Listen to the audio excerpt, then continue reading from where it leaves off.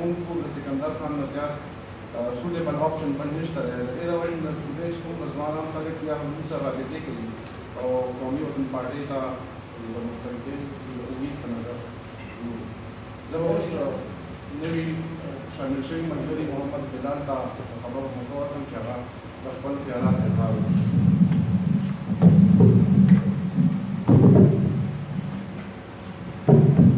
بسم الله الرحمن الرحیم. زه محمد بلال محمد زید د پاکستان مسلم لیگ کاف یوتھ ونگ خیبر پختونخوا صوبائی جنرل سیکرٹری نن په قومي وطن پارټۍ کې د شمولیت اعلان کوم سره د خپلو ملګرو او د خپل خاندان. سکندر خان شیرپور صاحب، تاسو د ځوانانو ملګري یئ. د ځوانانو مسلو نه تاسو زموږ نه زیات واقف یئ. موږ دا یقین ساتو چې ستاسو په قیادت کې به انشاءالله د ځوانانو د دې قوم د دې ولس چې څونه مسلې دي هغه به ستاسو په قیادت کې حل کېږي. او زه دا یقین در کوم چې د قومي وطن پارټۍ د فعال کېدو دپاره، د وطنپال یوث ارګنایزیشن د فعال کېدو دپاره، د وطنپال یوث ارګنایزیشن د فعال کېدو دپاره زما چې څومره انرژي ده، ما سره چې څومره اویلیبل ریسورسز دي، هغه به زه دې پارټۍ ته وقف کوم. او مونږ نن چې څونه ملګري راغلي دي هغه ټول نن په ملي رهبر آفتاب احمد خان شیرپور صاحب باندې، په سکندر حیات خان شیرپور صاحب باندې او د قومي وطن پارټۍ چې څومره لیډرشپ دی په هغې باندې بھرپور د اعتماد اظهار کوو. اور انشاءالله د پارټۍ چې کوم سوچ دی د دې قوم دپاره، د دې ولس دپاره، د پارټۍ چې کوم منشور دی د دې صوبې د خوشحالۍ دپاره، هغه به موږ کور په کور بچي بچي ته رسو. او چې څومره زموږ وس دی انشاءالله هغه به دې پارټۍ سره کوو تر اخره پورې. Thank you. بسم اللہ الرحمن الرحیم. اسٹیج پر موجود وطنپال یوتھ آرگنائزیشن کے صوبائی چیئرمین ارشد افریدی صاحب، اسٹیج پر موجود بلال محمد رئی صاحب جنہوں نے آج ہمارے ساتھ قومی وطن پارٹی میں شمولیت اختیار کی، ملک ندیم صاحب سٹی ڈسٹرکٹ کے chairman, Muhammad Shah Khan general secretary, ملک عثمان صاحب، قاضی اسد صاحب، اور یہاں پر موجود قومی وطن پارٹی کے دیگر رہنما اور میرے پریس کلب کے الیکٹرانک اور پرنٹ میڈیا کے دوستوں بھائیوں، السلام علیکم. سب سے پہلے تو میں آپ کا مشکور ہوں کہ اتوار کے دن آپ کو ہم نے زحمت دی اور آپ یہاں پر آئے اور اس پریس کانفرنس میں شریک ہوئے. پھر میں بلال کا اور ان کے ساتھیوں کا بہت زیادہ مشکور ہوں کہ جنہوں نے قومی وطن پارٹی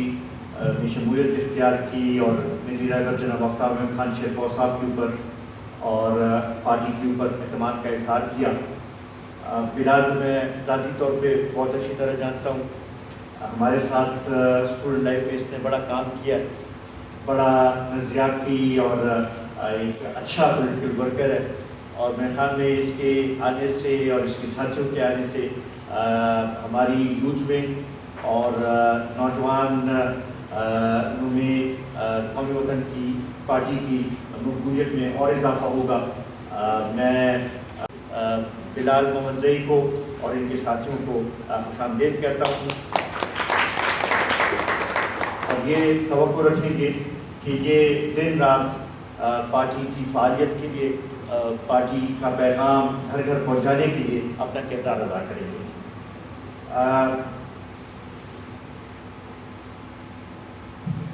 جیسا کہ آپ کو پتہ ہے کہ موجودہ حکومت کا 1 سال پورا ہو گیا ہے اور اس سے پہلے 5 سال نے ہمارے صوبے میں پاکستان تحریک انصاف نے پہلے بھی گزارے تھے.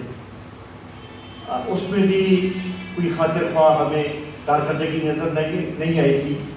مگر اس وقت ان کے پاس یہ ایک بہانہ تھا کہ مرکز میں چونکہ ہمارے پاس حکومت نہیں ہے تو ہم بہت سی چیزیں اپنی اس وجہ سے امپلیمنٹ نہیں کر سکتے. اب تو مرکز میں بھی ان کی حکومت ہے, صوبے میں بھی ان کی حکومت ہے. صوبے میں 2/3 اکثریت سے زیادہ صوبائی اسمبلی میں ان کے پاس تعداد موجود ہے. مگر اس ایک سال میں بھی اگر ہم دیکھیں تو جو باتیں انہوں نے الیکشن سے پہلے کی تھی اب ہمیں نظر نہیں آ رہی کہ ان باتوں کے اوپر عمل ہو رہا ہو. اور خصوصاً میں چونکہ آج ہمارے ساتھ ہمارے نوجوان بھائی شامل ہو رہے ہیں تو اس حوالے سے میں بات کرنا چاہوں گا کہ نوجوانوں کے بڑے توقعات تھے اور تحریک انصاف یوتھ کو اپنی اسٹرینتھ سمجھتی تھی اور یہ سمجھتی تھی کہ وہ یوتھ کو ریپرزینٹ کرتی ہے. مگر میں سمجھتا ہوں کہ سب سے زیادہ مایوسی بھی آج یوتھ میں ہے کہ ان کو نظر نہیں آ رہا کہ ان کے لیے حکومت کیا اقدامات کر رہی ہے. دن بدن اگر ہم دیکھیں تو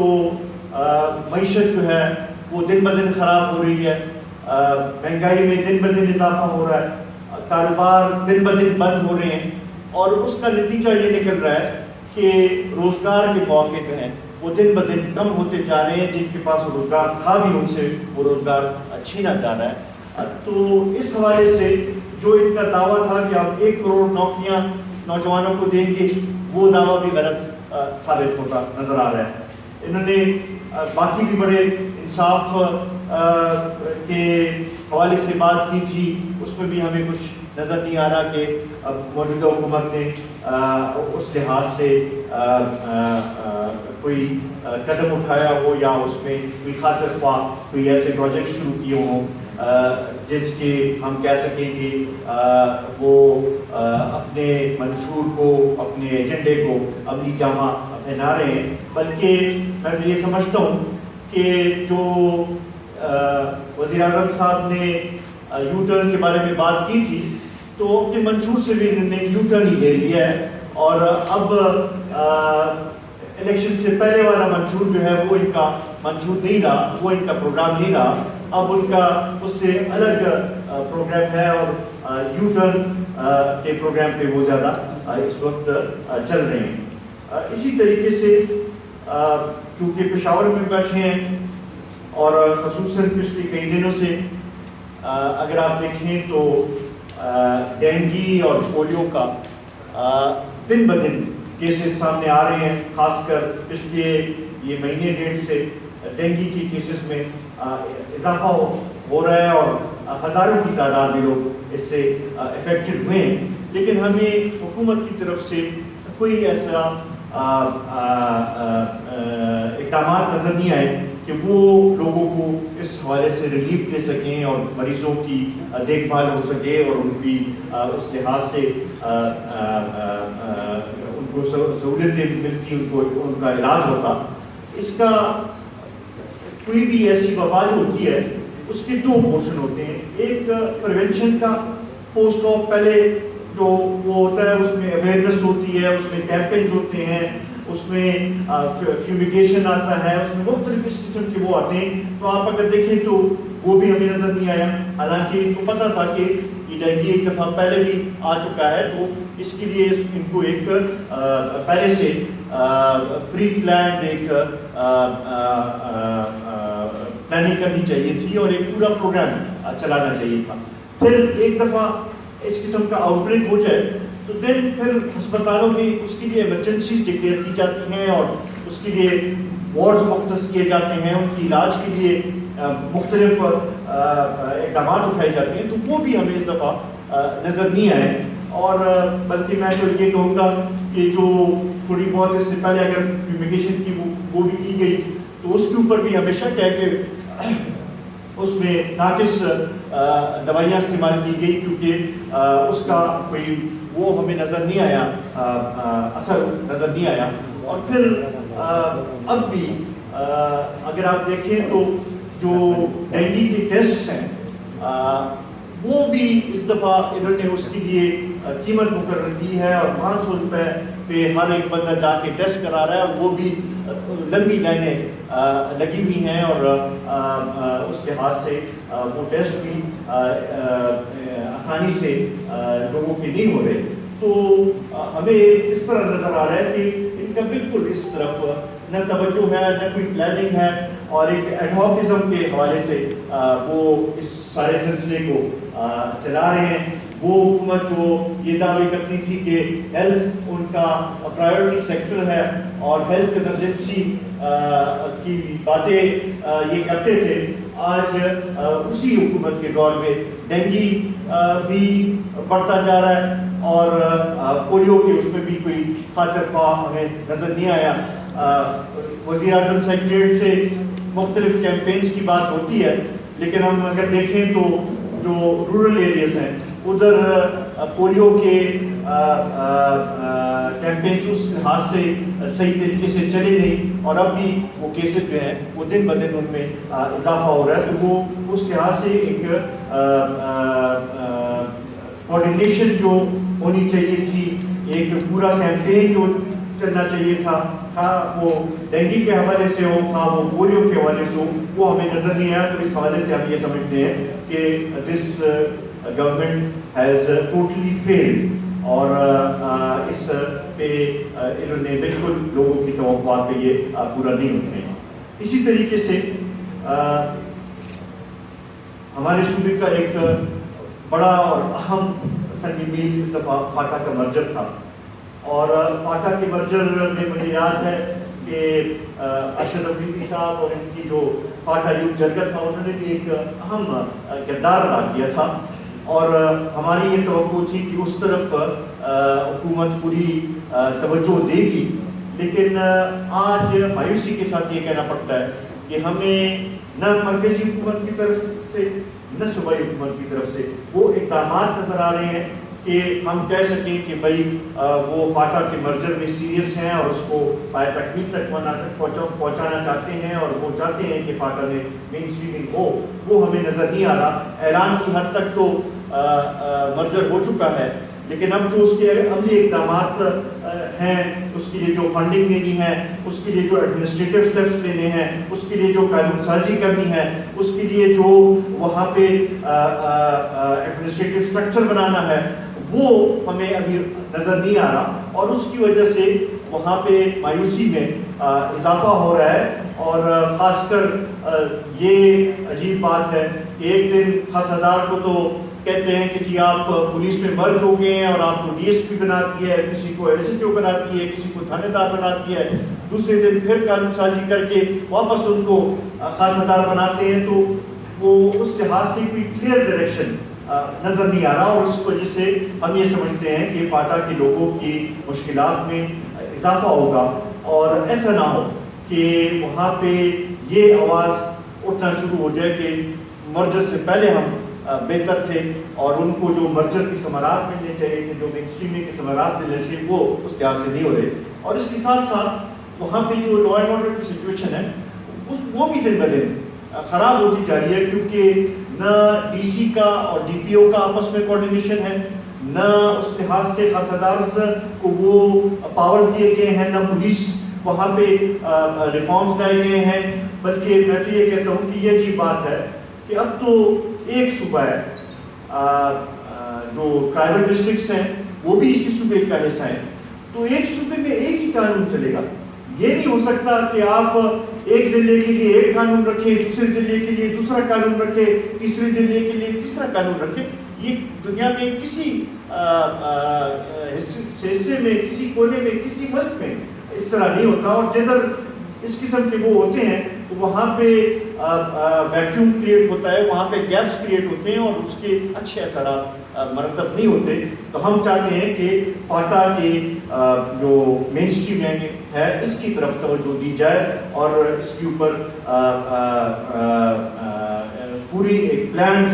طریقے سے اس کے اوپر عمل کیا جائے. جو وعدے کیے گئے تھے، جو فنڈز پرووائڈ کرنے کی بات تھی، 100 ارب 10 سال تک دینے کی بات تھی، اس کے اوپر عملی جامہ اس کو پہنانا چاہیے. وہاں پہ لوگوں کو روزگار کے موقع ملنے چاہیے، وہاں پہ لوگوں کو لگنا چاہیے کہ ان کو سوشل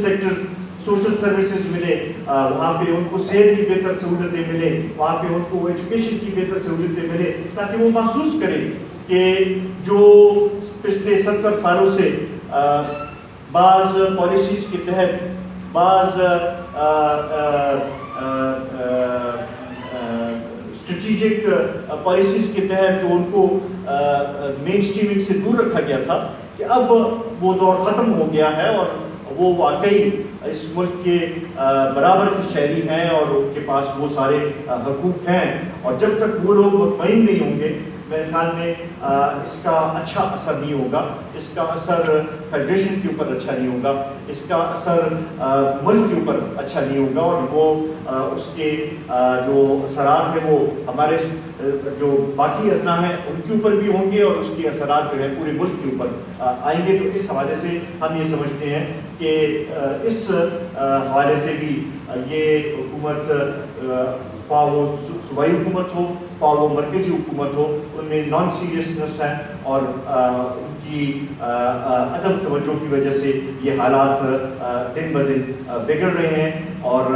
ऐसा ना हो कि कल को फिर से ये इलाका जो है वो हमारे कंट्रोल से निकले और वहाँ पे फिर से शोर शुरू हो। हम नहीं चाहते कि जो कुर्बानियाँ फाटा के लोगों ने दी हैं, जिन हालात से वो गुजरे हैं, कि फिर वहाँ पे ऐसे हालात बने और वहाँ पे फिर से अदम इत्मीनान और वहाँ का अमन जो है वो ख़राब हो। ये हम किसी सूरत बर्दाश्त नहीं करेंगे। मैं एक दफ़ा फिर बिलाल मोहम्मद रईस साहब का, उनके साथियों का तहे दिल से मशकूर हूँ कि उन्होंने कौमी वतन पार्टी में शमूलियत इख्तियार की। ये उनको मैं यकीन दहानी कराना चाहता हूँ। उनकी वसातत से, आपकी वसातत से सूबे के तमाम नौजवानों को ये यकीन दहानी कराना चाहता हूँ कि कौमी वतन पार्टी आपकी सही तर्जुमानी करेगी, आपके मसाइल के हल के लिए कौमी वतन पार्टी जो है अपना किरदार अदा करेगी, और पुख्तूनों के जो मसाइल हैं, जो पुख्तूनों में एहसास महरूमी है, जो पुख्तूनों के हकूक़ की बात है, उसके लिए कौमी वतन पार्टी अपना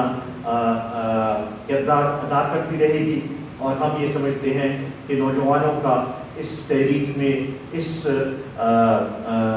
पुख्तूनों को अपने हकूक़ दिलाने में एक अहम और कलीदी किरदार है। और हम आपकी विसातत से सारे नौजवानों को ये अपील करते हैं कि आए हमारे हाथ मजबूत करें, आए कौमी वतन पार्टी आपकी अपनी पार्टी है, इकट्ठे मिलकर पुख्तूनों के हकूक़ के लिए, पुख्तूनों के मसाइल के लिए इकट्ठे जिद्दोजहद करें। बड़ी मेहरबानी।